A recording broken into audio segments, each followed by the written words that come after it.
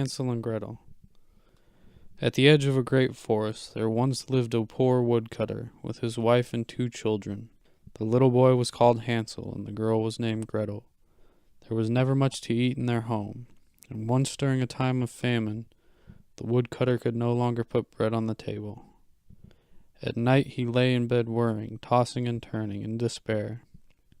With a deep sigh he turned to his wife and said, "What is going to become of us? How can we possibly take care of our poor little children when the 2 of us don't have enough to eat?"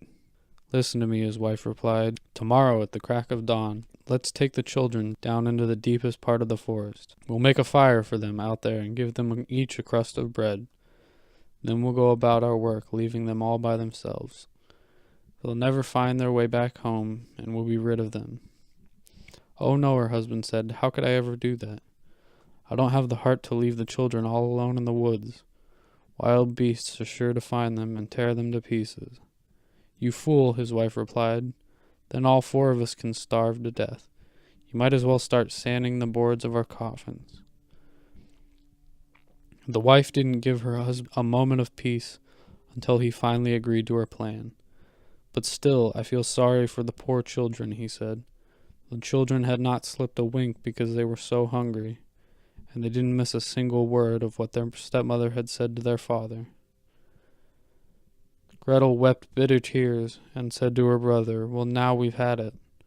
"Hush, Gretel," said Hansel, "and stop worrying. I'll figure something out." When the old folks fell asleep, Hansel got up, put on his little jacket, opened the bottom half of the Dutch door, and slipped outside. The moon was shining brightly. In front of the house there was some white pebbles glittering like silver coins. Hansel stooped down to pick them up and put as many as would fit into his jacket pocket. Then he returned to Gretel and said, "Don't worry, little sister. Just go to sleep. God won't abandon us." And he went back to bed. At daybreak, just as the sun was rising, the wife came in and woke the 2 children up. "Get up, you lazy bones. We're going out to the forest to find some wood." The wife gave each child a crust of bread and said, "Here's something for lunch, but don't eat it before then. That's all you'll be getting." Gretel put the bread in her apron pocket, because Hansel already had the pebbles in his jacket pocket. Together they set out on the path into the forest. While they were walking, Hansel kept stopping and looking back at the house. Finally his father said, "Hansel, why do you keep lagging behind and turning to look back home? Watch out for yourself, and don't forget what your legs were made for." "Oh, father," said Hansel, "I'm trying to get a last look at my little white kitten, which is perched up on the roof, trying to bid me farewell." The woman said, "You fool, that's not your kitten. Those are just the rays of the sun shining on the chimney." But Hansel had not been looking for his kitten. He had been taking the shiny pebbles from his pocket and dropping them on the ground. When they reached the middle of the forest, the father said, "Go gather some wood, children. I'll build a fire so that you won't get cold." Hansel and Gretel gathered a little pile of brushwood and lit it. When the fire was blazing, the woman said, "Lie down by the fire, children, and try to take a nap. We're going back into the forest to chop some wood. When we're done, we'll come back to get you." Hansel and Gretel sat down by the fire. At noontime they ate their crusts of bread. Since they could hear the sounds of an axe, they were sure their father was nearby. But it wasn't an axe they heard, it was the branch of their father. It was a branch their father had fastened to a dead tree, and the wind was banging at it back and forth. They had been sitting there for so long that finally their eyes closed from sheer exhaustion. They fell fast asleep. When they awoke, it was pitch dark. Gretel began crying and said, "How will we ever get out of the woods?" Hansel comforted her. "Just wait until the moon comes out, then we'll find our way back." When the moon came out, Hansel took his sister by the hand and followed the pebbles, which were shimmering like newly minted coins, pointing the way back home for them. They walked all night long and got to their father's house just as day was breaking. They knocked at the door, and when the woman opened and saw it was Hansel and Gretel, she said, "You wicked children, why Why were you sleeping so long in the woods? We thought you were never going to come back." The father was overjoyed, for he had been very upset about abandoning the children in the forest. Not long after that, every square inch of the country was stricken by famine, and one night the children could hear the mother talking with their father after they had gone to bed. "We've eaten everything up again. All that's left is half a loaf of bread, and when that's gone, we're finished. The children have to go. This time we'll take them deeper into the forest, so that they won't be able to find a way out. Otherwise, there's no hope for us." All this weighed down heavily on the husband's heart, and he thought, "It would be better if we shared the last crust of bread with our children. If we shared the last crust of bread with the children." But the woman would not listen to anything he said. She did nothing but nag and find in for a penny, in for a pound, and since he had given in the first time, he also had to give in the second time. The children were still awake and heard the entire conversation. When their parents had fallen asleep, Hanzel got up and wanted to go out and pick up some pebbles as he had done before, but the woman had locked the door, and Hanzel couldn't get out. Hanzel comforted his sister and said, "Don't worry, Gretel, just get some sleep. The good Lord will protect us." Early the next morning the woman came and woke the children up. They each got a crust of bread, this time even smaller than the last time. On the way into the woods, Hanzel crushed the bread in his pocket and stopped from time to time to scatter crumbs on the ground. "Hanzel, why do you keep looking back and lagging behind?" asked the father. "Keep on walking." "I'm looking at my little dove, the one sitting on the roof and trying to say goodbye to me," Hanzel replied. "You fool," said the woman. "That isn't your little dove. Those are rays of the morning sun shining on the chimney." Little by little, Hanzel managed to scatter all the crumbs on the path. The woman took the children deeper into the forest to a place where they had never been before. Once again a large fire was built, and the mother said, "Don't move away from here, children. If you get tired, you can take a nap for a while. We're going to go into the forest to chop some wood. In the evening when we're done, we'll come to get you." It was noontime, and Gretel shared her bread with Hanzel, who had used up his bread when he scattered crumbs on the path. Then they fell asleep. That evening went by, but no one came to get the poor children. They awoke when it was pitch dark, and Hanzel comforted his sister by saying, "Just wait until the moon comes out, Gretel. Then we'll be able to see the crumbs of bread I strewed on the path. They will point the way home for us." When the moon came out, they left for home, but they couldn't find any of the crumbs because the many thousands of birds flying around in the forest and across the fields had eaten them. Hanzel said to Gretel, "We'll find the way back." But they couldn't find it. They walked all night long and then on into the next day, from early in the morning until late at night. But they couldn't find their way out of the woods, and they got hungrier and hungrier, for there was nothing to eat but a few berries that they found scattered on the ground. When their legs could no longer carry them, and they were completely exhausted, they lay down under a tree and fell asleep. 3 days had passed since they had left their father's house. They started walking again, but just got deeper and deeper into the woods. If help didn't arrive soon, they were sure to perish.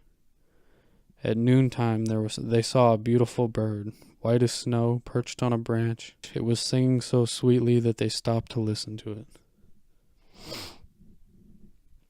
When it had finished its song, it flapped its wings and flew on ahead of them. They followed the bird, which led them to a little house, and the bird perched right up on the roof. When they got closer to the house, they realized it was made of bread, and that the roof was made of cake, and windows of sparkling sugar. "Let's have a taste," Hanzel said. May the Lord bless our meal. I'll try a piece of the roof, Gretel, and you can taste the window. That's sure to be sweet." Hanzel reached up and broke off a small piece of the roof to see whether it was good. Gretel went over to the window pane and nibbled on it. Suddenly a gentle voice called from inside, "Nibble, nibble, where's the mouse? Who's that nibbling at my house?" The children replied, "The wind so mild, the heavenly child." They continued eating without being in the least distracted. Hansel, who liked the taste of the roof, tore off a big piece. Gretel knocked out an entire window pane and sat down on the ground to savor it. Suddenly the door opened, and a woman as old as the hills, leaning on a crutch, hobbled out. Hansel and Gretel were so terrified that they dropped everything in their hands. The old woman wagged her finger and said, "Well, dear little children, how in the world did you get here? Just come right in, you can stay with me. No harm will come to you in my house." She took them by the hand and led them into her little house. A fine meal of milk and pancakes, with sugar, apples, and nuts, was set before them. A little later, 2 beautiful little beds were made up for them with white sheets. Hansel and Gretel lay down in them and felt as if they were in heaven. The old woman had only pretended to be kind. She was really a wicked witch, who waylaid the little children and had built the house of bread just to get them inside. As soon as a child fell into her hands, she killed it, cooked it, and ate it. That meant a day of real feasting for her. Witches have red eyes and can't see very far, but like animals, they do have a keen sense of smell. They can always tell when a human being is around. When Hansel and Gretel got near, she laughed fiendishly and hissed, "They're mine. This time they won't get away." Early in the morning, before the children were up, she got out of bed and gazed at the 2 of them, sleeping so peacefully with their soft red cheeks, and she muttered quietly to herself, "They will make a tasty little morsel. They will make a tasty little morsel." She grabbed Hansel with her scrawny arm, took him off to a little shed, and closed the barred door on him. Hansel could cry all he wanted. It didn't do him any good.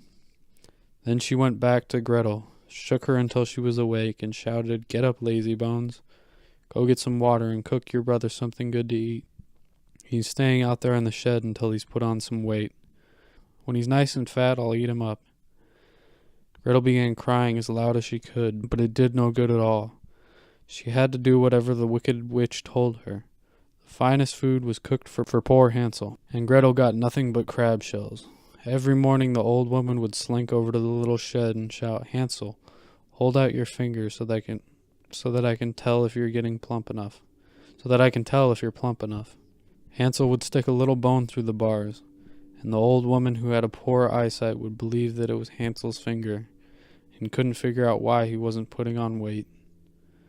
When a month had gone by and Hansel was still as scrawny as ever, she lost her patience and decided that she couldn't wait any longer.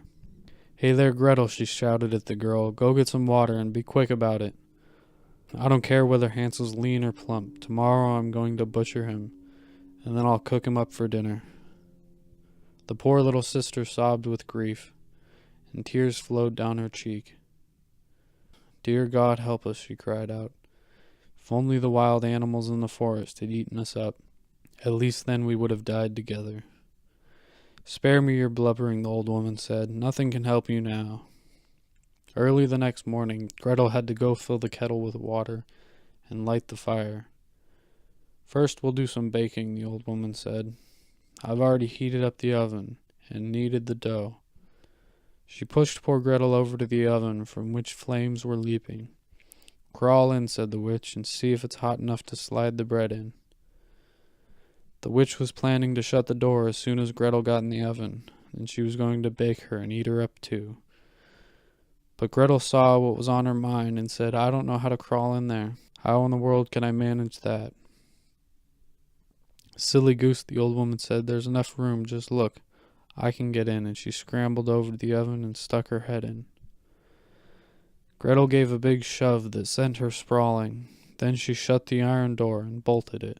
The witch began screeching dreadfully, but Gretel ran off, and the godless witch burned to death in a horrible way.